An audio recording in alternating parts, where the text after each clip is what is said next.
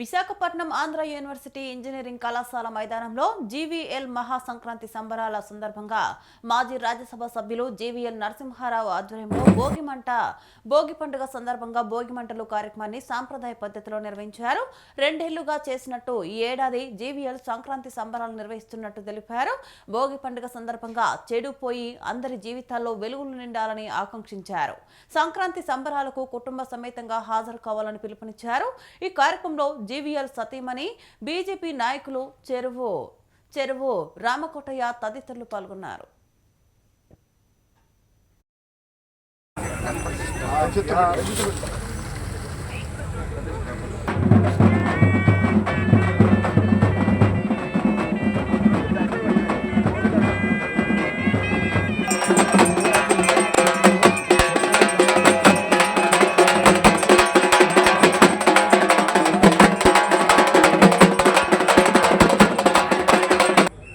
కామ క్రోధ మోహ మదమాశ్చర్యాలన్నీ కూడా అగ్నిహోత్రానికి సమర్పించుకొని ఆయన దగ్గర నుంచి మనకు కావలసినటువంటి కామితార్థం అంటే కోరికని తీర్చేటువంటి అగ్నిహోత్రుడు మాత్రమే. ఏదైనా ఒక యుద్ధం చేసినా ఒక హోమం చేసినా సరే మనం ఎలాగైతే కామితార్థం సిద్ధిస్తుందో ఈ సంక్రాంతి పండుగ శుభాకాంక్షలు. ఈరోజు భోగి పండుగతో భోగి మంటలతో ఈ 4 రోజుల సంక్రాంతి పండుగ అలాగే వేడుక ప్రారంభమైంది.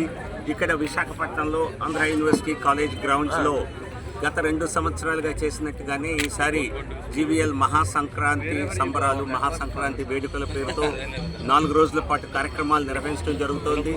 అందరూ ఈ కార్యక్రమాలకు వచ్చి మరి ఆనందం పొందాల్సిందిగా కుటుంబ సమేతంగా వచ్చి ఇక్కడ ఖచ్చితంగా ఇక్కడ చేసినటువంటి ఏర్పాట్లని ఇక్కడ